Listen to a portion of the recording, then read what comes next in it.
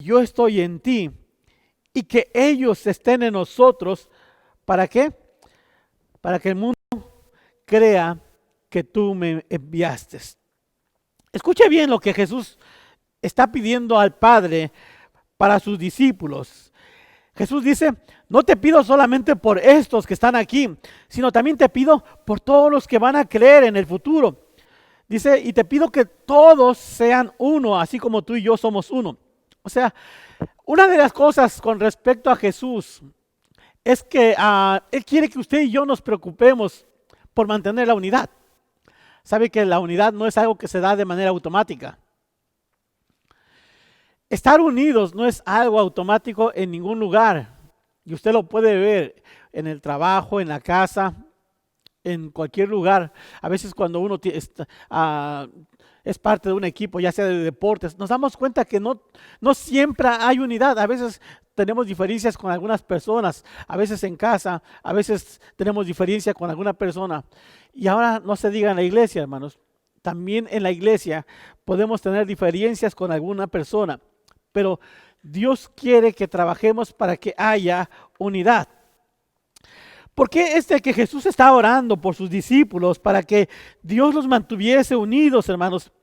Porque Él entiende que Satanás va a tratar de dividirnos. Sabe que Satanás es especialista en causar divisiones. Cuando hay algo en nuestra mente que nos está dividiendo, no es el Señor, hermanos, es Satanás que está trabajando. Dice la Biblia que Él está trabajando. Y nosotros debemos de ser sobrios y que tenemos que velar porque Él es nuestro adversario y Él anda buscando a quien devorar. A veces las diferencias que tenemos con las personas tienen que ver con asuntos teológicos, con diferentes asuntos, pero tenemos que aprender, hermanos, que ninguna de estas cosas deben de causar división entre nosotros. A veces hay confusión y muchas veces, aún hasta cuando alguien les pone la palabra, muchas veces uno dice, yo sé que el hermano lo dijo por mí, o yo sé que la hermana estaba hablando de mí o para mí. Hay que tener mucho cuidado porque es Satanás que está trabajando. Les decía hace unos días, las guerras están en nuestra mente. Es en nuestra mente donde batallamos, donde Dios nos habla, pero también Satanás introduce sus pensamientos, su voz, y entonces nosotros estamos luchando, ¿qué voz voy a escuchar? Entonces hay que tener mucho cuidado, hermanos, porque Satanás lo entiende bien, él sabe. Decimos por ahí, divide y ¿qué? Y vencerás. A veces cuando uno oye este dicho, divide y vencerás, ¿qué quiere decir esto? La idea de divide y vencerás es cuando tú tienes un problema grande y entonces si tú ese problema grande lo empiezas a agarrar en partes y empiezas a solucionar parte por parte, va a llegar el momento en que vas a solucionar completamente todo el problema. Por eso Satanás es astuto y para destruir, no va a destruir a todos a la misma vez, pero él sí puede empezar a destruir a uno aparte. Y empieza a apartar y empieza hasta que Él vence, hermanos. Entonces hay que tener mucho cuidado con la desunión, hermanos. ¿Por qué? Porque la desunión va a perjudicar nuestra misión. El conflicto crea caos. Y cuando hay caos, hermanos, Cristo no puede reinar de manera completa en nuestra vida. Una vez que hay diferencias entre nosotros, el enemigo siembra semillas de amargura, de enojo contra los demás. Y entonces el Señor no puede controlar, no puede gobernar nuestras vidas. Pablo en 1 Corintios capítulo 1, verso 10, nos dice lo siguiente. Amados hermanos, les ruego, escuche bien lo que Pablo dice, les ruego, o sea, él dice, les suplico, les pido por la autoridad de nuestro Señor Jesucristo, que ¿qué? No los oí. Pablo dice, les ruego que vivan en armonía los unos con los otros, que no haya divisiones en la iglesia. ¿Qué dijimos que eran divisiones? 2 visiones. Cuando yo apunto para acá y el otro apunta para allá, hay 2 visiones. Pablo dice que no haya divisiones en la iglesia, sino por el contrario, sean todos de un mismo parecer, unidos ¿en qué? en pensamiento y propósito. Una de las cosas que les decía la semana pasada es de que lo que nos debe de unir son las cosas que tenemos en común, porque hay cosas que tenemos diferentes a los demás. Pensamos diferente, nos gusta la música, diferente música, nos gustan cosas diferentes, pero hay cosas que tenemos en común. Una fe, un Señor, creemos en el mismo Señor. ¿O cuántos dioses hay? Hay un solo Dios, el Creador, y esas cosas son las que nos deben de unir.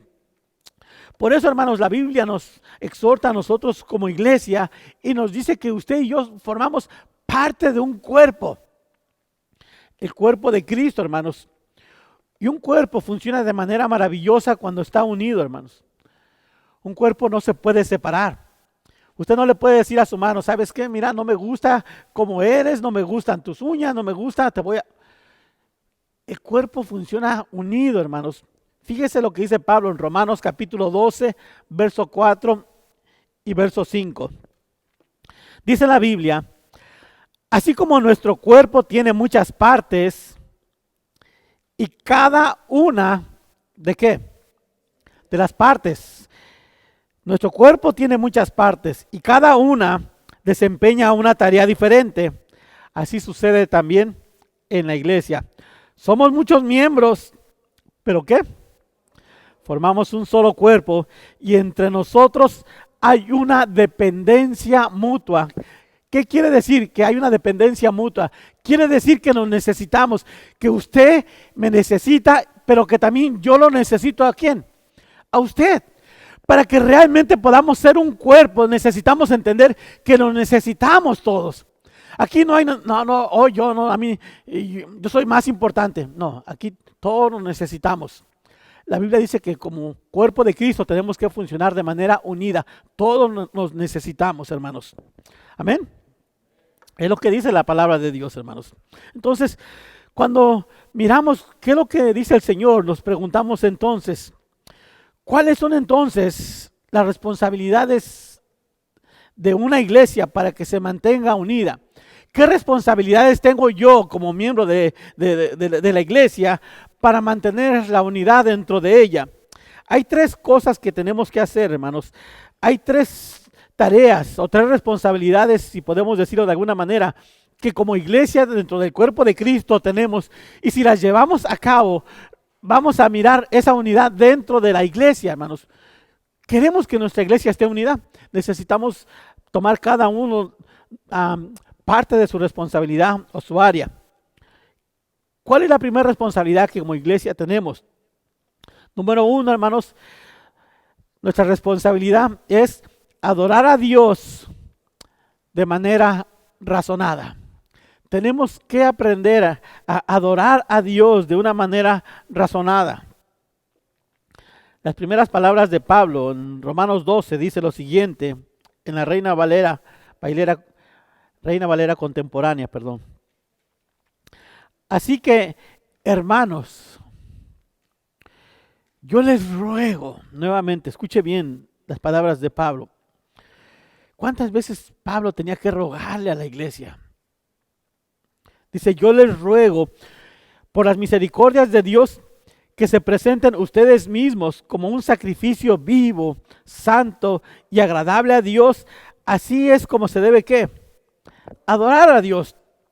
Hermanos, cuando nosotros venimos a la iglesia, una de las razones que nos reunimos es para adorar a Dios, es para traer nuestra alabanza a Dios. Pero imagínense si hay divisiones. ¿Cómo vamos a traer una ofrenda de adoración a Dios? ¿Cómo vamos a alabar a nuestro Señor si estamos divididos? Más, el mismo Señor nos habla que cuando presentemos nuestra ofrenda, si nos acordamos que nuestro hermano tiene algo contra nosotros, que vayamos y que nos reconciliemos con nuestros hermanos. Entonces, aquí Pablo está hablando acerca de que una de las cosas que como iglesia tenemos, o una de nuestras responsabilidades, es que tenemos que adorar a Dios de manera razonada. Cuando el apóstol Pablo instruye a los cristianos a presentarse delante de Dios, dice el verso 1, dice, yo les ruego por las misericordias de Dios que se presenten ustedes mismos como un sacrificio vivo.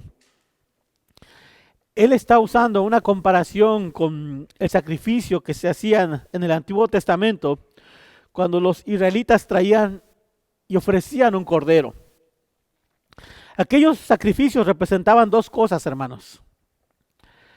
La primera cosa que representaba es que el adorador, por ser culpable de pecado, y como no podía pagar por su pecado, entonces él ofrecía un animal que era físicamente perfecto y representaba su vida. Cuando él traía y hacía ese sacrificio, ese cordero representaba la vida de él. Ese cordero de alguna manera recibía el castigo que él merecía. Lo segundo que representaba era que la sangre que era derramada representaba el precio que se debería de pagar por el pecado, hermanos. Cuando Jesucristo viene, dice el apóstol Juan, que cuando Juan el Bautista vio a Jesús, dijo, he aquí el Cordero de Dios que quita el pecado del mundo, hermanos. ¿Por qué? Porque su sangre podía pagar por nuestros pecados, hermanos. Porque Él era el Cordero prometido. Dice la Biblia que había sido establecido antes de la fundación del mundo. Él pagó con su propia vida, hermanos, y Él derramó su sangre para que nuestros pecados fueran perdonados. Es por eso, hermanos, que hoy entendemos que Cristo pagó por nuestros pecados, hermanos. Pero Dios no nos pide que traigamos un sacrificio como traía el pueblo de Israel ante Él, que traía corderos y que los sacrificaba. Él dice, yo ya no quiero esos sacrificios. Aquí el apóstol Pablo nos habla de un sacrificio vivo, santo y agradable a Dios, hermanos. Lo que quiere decir es de que ya no ofrecemos sangre, sino lo que ahora nosotros como pueblo de Dios, como iglesia, le ofrecemos a Dios es adoración. A eso hemos venido, venimos a la iglesia, venimos a adorar a Dios. Ahorita que estábamos cantando a Dios y cerramos los ojos y decimos, Señor, esta alabanza es para ti. Es la ofrenda que te traemos. Pero cuando adoramos a Dios, tenemos que adorarlo de una manera razonada, hermanos. El énfasis, hermanos, que encontramos es de que todo lo que hacemos tenemos que hacerlo de manera consciente, hermanos. Cuando nosotros estamos adorando a Dios y si no entendemos lo que estamos haciendo, ¿cómo podemos decir que estamos adorando a Dios? Cuando cantamos no se trata nada más de cantar. A veces cuando los niños están pequeños y los traemos, les decimos, canta. Pero no les decimos, vamos a cantar porque estamos adorando a Dios. No, no tienes que cantar. No, necesitamos irles enseñando que eso es adorar a Dios. Están adorando a Dios. No nada más estamos cantando. No somos como una repetidora, como una grabación que repite nada más algo sin saber lo que estamos repitiendo. Y es por eso que una de las cosas que hacemos, hermanos, es que necesitamos de manera razonada saber lo que estamos cantando, a quién estamos cantando. Cuando la persona está aquí al frente dirigiendo la alabanza y entonces nos está motivando, nosotros no simplemente nos dejamos llevar por las emociones, sino que también usamos nuestra mente. Oímos la letra y la letra ¿qué nos dice? Por ejemplo, uno de los cantos que cantábamos, abres camino milagroso, ¿se acuerda de la letra? Aquí estás, te vemos ¿qué? Te vemos mover. ¿Y luego qué más dice? ¿Cómo? Te vemos mover, obrando en mí, sanando mi corazón. Entonces, cuando uno está adorando, uno está meditando en lo que estoy diciendo, no simplemente repito una canción sin saber lo que estoy. Es más, si usted no entiende una palabra, ahora que regresa a casa, vaya al diccionario y vea que lo que esa palabra significa. Porque ¿cómo va usted a cantar algo que no sabe que está cantando? Hay muchas canciones que son muy bonitas, pero no quiere decir que todas las canciones alaban a Dios. Hace muchos años hacia atrás, un cantante muy famoso sacó una canción y esa canción se hizo famosa. Este hombre fue uno de los ex integrantes del grupo de los Beatles. Y él escribió una canción que se titula Mi Dulce Señor. A lo mejor usted alguna vez la ha oído. Cuando uno empieza a oír esta canción, Mi Dulce Señor, uno piensa que es una canción cristiana. Toda la primera parte tiene el énfasis de una canción cristiana, de alguien que quiere conocer, que quiere tener una relación con Dios. Y ya cuando uno, y en la última parte, uno se da cuenta de que realmente es una canción que está dirigida a Krishna, un culto. Pero muchas veces no ponemos atención simplemente nos gusta el ritmo, y porque nos gusta el ritmo, nos gusta la música, nos gusta la voz, lo cantamos. Pero cuando empezamos a poner atención al mensaje, muchas veces hay mensajes que están ocultos detrás de lo que uno simplemente ve por encima. Entonces hay que tener cuidado. La Biblia dice que usted y yo debemos aprender a adorar a Dios, pero de una manera razonada. Hay un problema en muchos lugares, hermanos. En algunas iglesias simplemente se le da un desenfreno a las emociones y resulta simplemente en palabras, en gritos y movimientos y gestos. Pero realmente la pregunta ¿es esto requerido por la palabra? ¿Es lo que Dios dice que es adorar a Dios? ¿Realmente saben lo que están haciendo? ¿Están conscientes de lo que están haciendo o simplemente es una emoción? Hay que tener mucho cuidado, hermanos. Como iglesia debemos de adorar a Dios, pero debemos de adorarlo de manera razonada. Saber lo que estamos haciendo y saber por qué lo estamos haciendo. Nuestra segunda responsabilidad como iglesia, hermanos, necesitamos renovar el entendimiento. Necesitamos renovar el entendimiento. Dice en el verso 2 de Romanos capítulo 12, dice: no imiten las conductas ni las costumbres de este mundo. Dice, más bien, dejen que Dios los transforme en personas nuevas. ¿Al qué? Al cambiarles la manera de pensar. Escuche bien lo que el apóstol Pablo dice. Nos dice que no imitemos las conductas ni las costumbres de este mundo, sino que más bien permitamos que Dios nos transforme en personas nuevas. ¿De qué manera? Cuando empieza a cambiar nuestra manera de pensar. ¿Por qué? Porque entonces aprenderán a conocer la voluntad de Dios para nosotros o para ustedes, la cual es buena, es agradable y es perfecta. ¿Se da cuenta cuando empezamos a transformar nuestro entendimiento? Cuando Dios empieza a cambiar, a renovar nuestra mente. Aquí hay una responsabilidad que tenemos como cristianos, hermanos. Y la Biblia dice que debemos de dejar de pensar como piensan las personas allá afuera. Si saliéramos en este momento con una cámara y entrevistáramos a un número de personas, nos vamos a dar cuenta que muchas personas están de acuerdo con lo que se está haciendo ahora, con todas estas marchas, con todas estas protestas que se está haciendo. Va a haber muchas personas que están de acuerdo, va a decir, oh sí, yo estoy de acuerdo. Pero también va a haber otro número de personas que van a decir, no, yo no estoy de acuerdo porque se ha estado haciendo esto y esto y esto. Entonces va a haber división. El mundo es así, hermanos. Pero cuando nosotros no cambiamos nuestra manera de pensar, cuando nosotros cambiamos nuestras costumbres, como cristianos, nuestra forma de pensar debe ser diferente, porque nosotros pensamos a través de un filtro que se llama la palabra. La palabra es la que va guiando, la palabra es lo que nos va moldeando. Y por eso dice el apóstol Pablo que debemos de permitir que Dios nos vaya transformando. Cada uno de nosotros debemos de renovar nuestro entendimiento. Renovar es hacer de alguna manera nuevo. ¿Hay algo en nuestra vida que debe ser cambiado? ¿Hay decisiones que tenemos que cambiar? Yo creo que sí, hermanos. Muchas veces traemos costumbres de nuestra familia, traemos costumbres de nuestra cultura, traemos costumbres porque lo aprendimos en algún lugar. Pero Dios quiere ir cambiando todas esas costumbres. Muchas de ellas simplemente no son buenas, no son correctas. Pero Dios empieza a transformarnos poco a poco.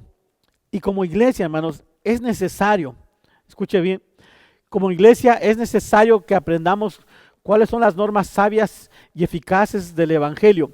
Por eso dice Pablo nuevamente, dejen que Dios los transforme en personas nuevas.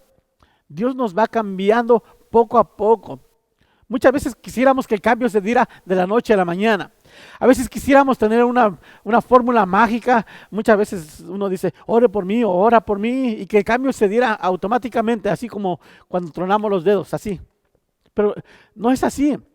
Generalmente Dios nos empieza a cambiar y nos mete a través de un proceso. Y ese proceso comienza cuando aceptamos a Jesús. Y por eso dice la Biblia que si alguno está en Cristo es una nueva criatura. Las cosas viejas pasaron y que a partir de ahí todas las cosas son hechas nuevas. Dios empieza a cambiarnos. Dice la Biblia que el que comenzó en nosotros la buena obra la perfeccionará. Es un proceso diario. Por eso es de que a veces nos desesperamos y decimos, Señor, ¿por qué yo ya no quiero ser igual? ¿Por qué a veces digo que ya no voy a ser y vuelvo? Hay que decir al Señor que nos siga transformando. No nos desesperemos, hermanos.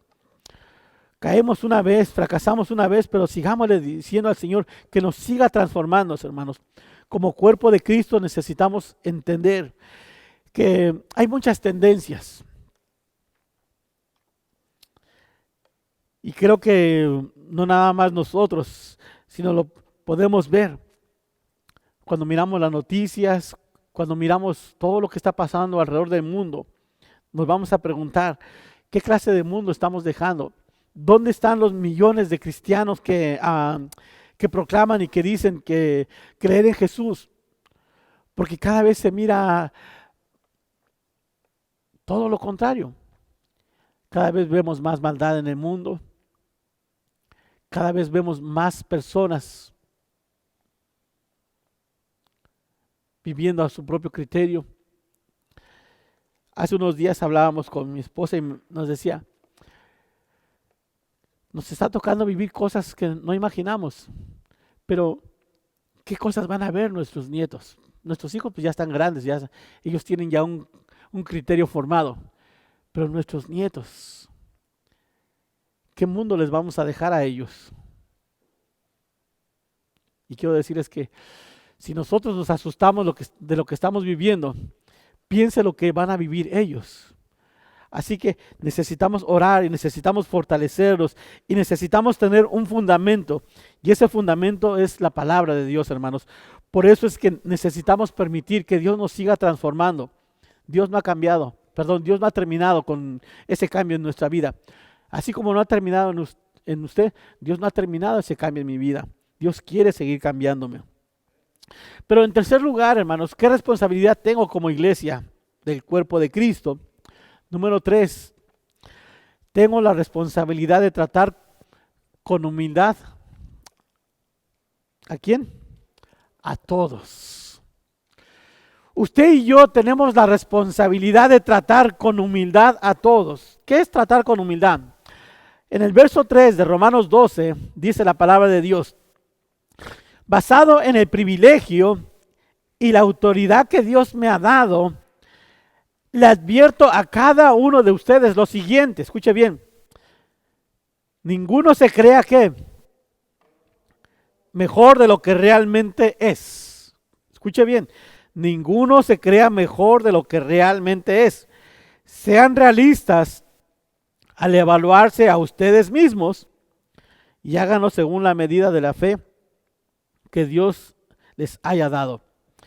Muchas veces la humildad pensamos que es sinónimo de tener una baja autoestima. Es pensar, no es que no es así. Mi autoestima es sana y por eso yo.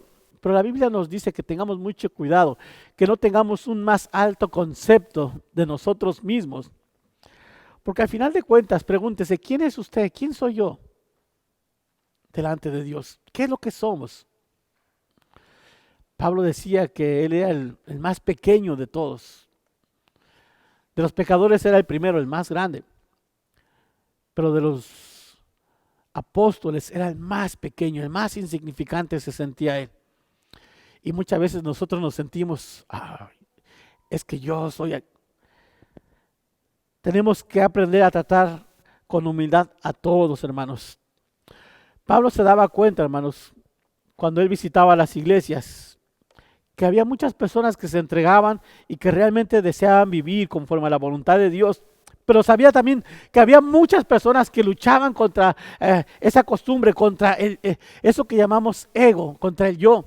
Y entonces, en ocasiones cuando uno piensa que ya ha doblegado ese ego a Dios, muchas veces empieza a resurgir y uno dice, es que yo puedo hacerlo. ¿Y cuánto daño causa, hermanos, cuando no somos humildes en la iglesia? Generalmente cuando no somos humildes empezamos a ver y a sentirnos mejor que los demás. Nos sentimos más santos, nos sentimos más inteligentes, nos sentimos más importantes. Hay que tener mucho cuidado, hermanos. La Biblia dice que nadie es más. Así como la Biblia dice que no somos menos, pero también la Biblia dice que nadie es más que otro. O sea, ninguno es más. Delante de Dios todos somos iguales. Ahí sí realmente podemos luchar, hermanos, y pedir igualdad. No importa qué tiempo tengamos en el Evangelio, Dios nos ve igual. Somos iguales para Dios, hermanos. Y Dios puede usarnos de la misma manera. Muchas veces pensamos que Dios nada más va a usar a cierto grupo de personas o nada más me va a usar a mí, como ya tengo mucho tiempo, porque yo tengo mucho conocimiento, he leído mucho, Dios nada más me va a usar a mí. No, hermanos, a veces Dios usa a quien menos uno piensa, porque delante de Dios somos iguales.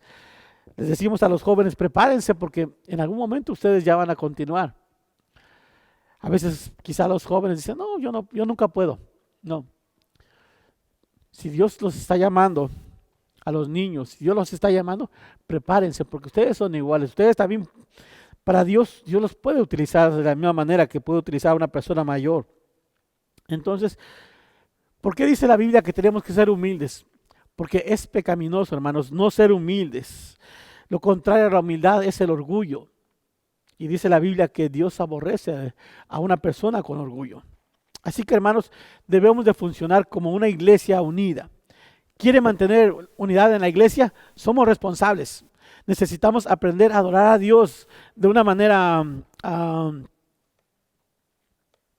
con conciencia, sabiendo por qué lo estamos haciendo.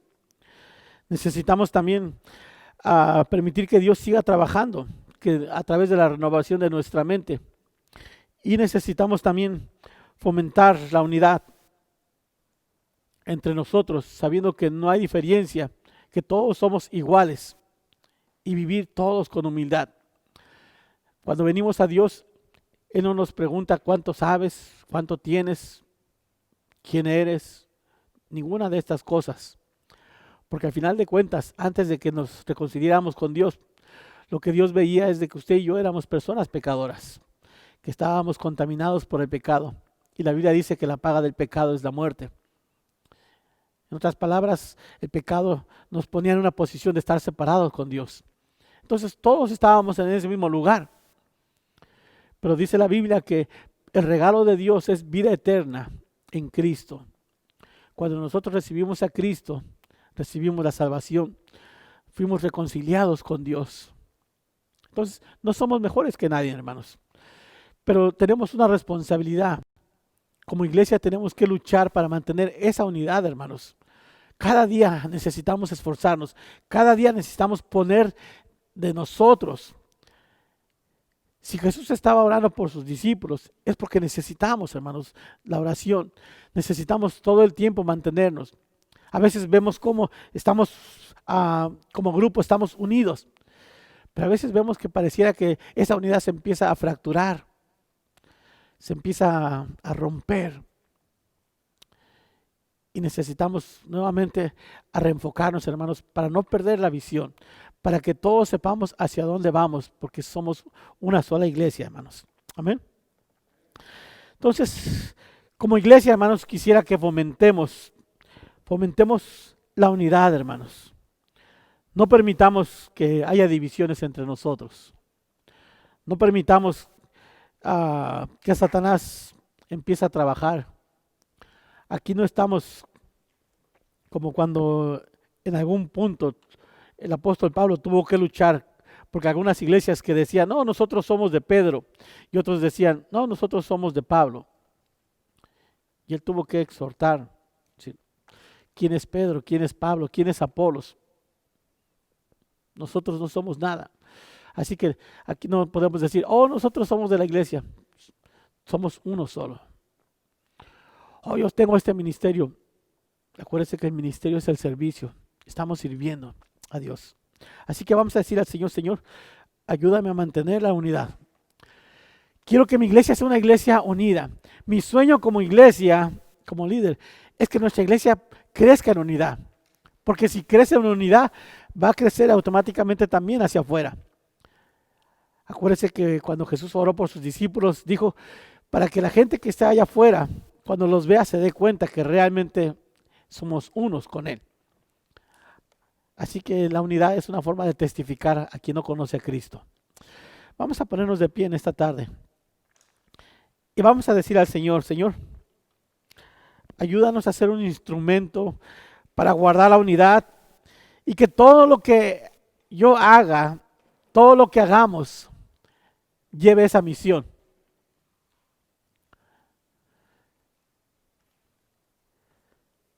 Cada ministerio aquí en la iglesia, una de las cosas que tenemos que trabajar es que haya unidad, hermanos. Cuando los hermanos de la música comenzaron a hablar de tener esta noche de adoración,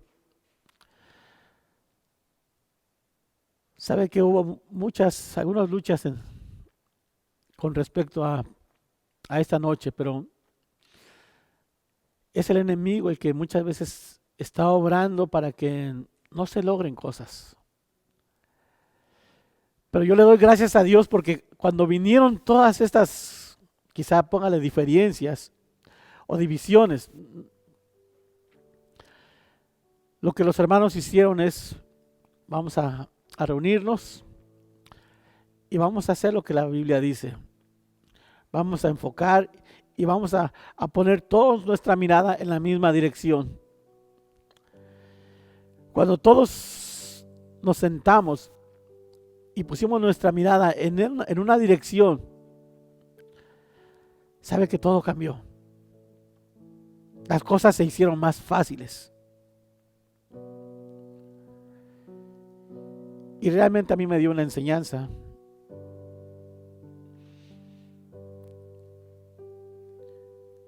Y yo nuevamente les agradezco a ellos. Porque lo que yo aprendí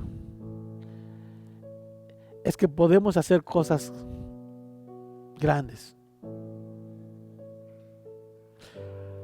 Podemos hacer muchas cosas si estamos dispuestos.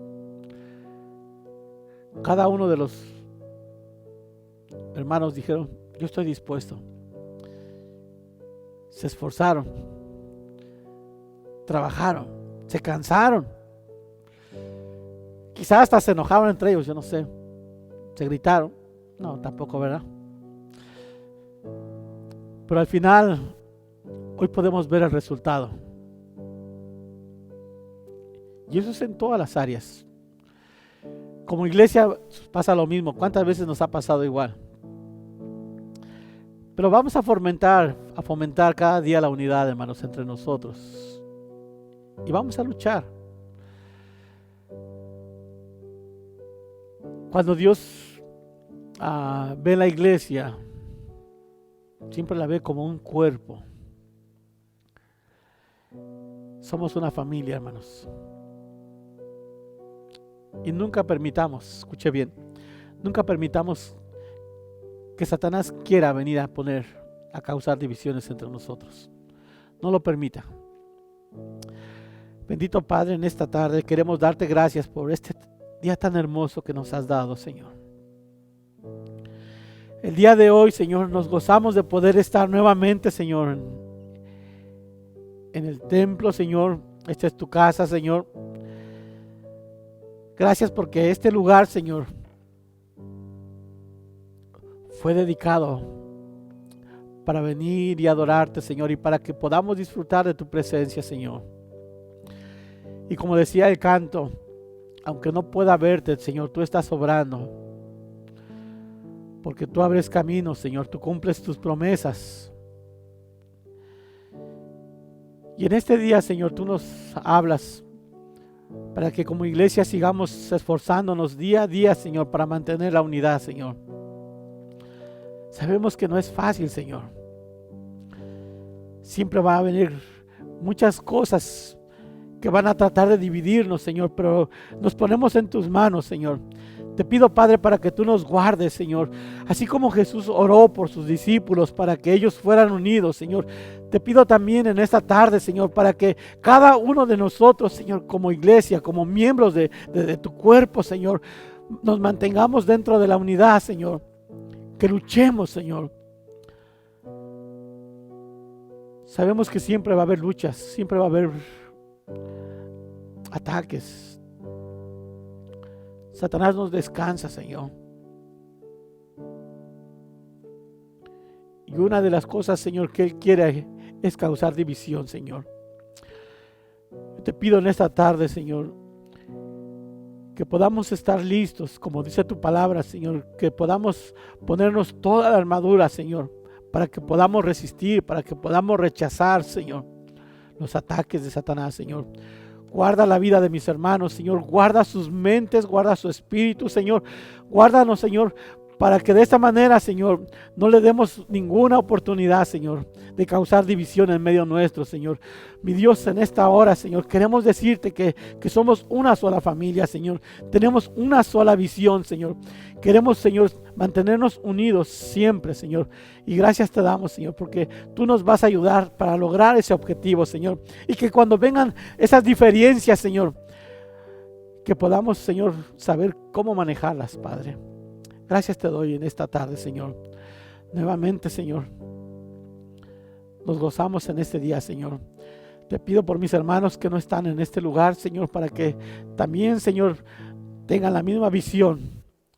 Para que todos tengamos, Señor, ese mismo propósito, Señor. Gracias, Señor, y todo lo pedimos en el nombre precioso de tu Hijo. En el nombre de Jesús, Señor. Amén. Amén.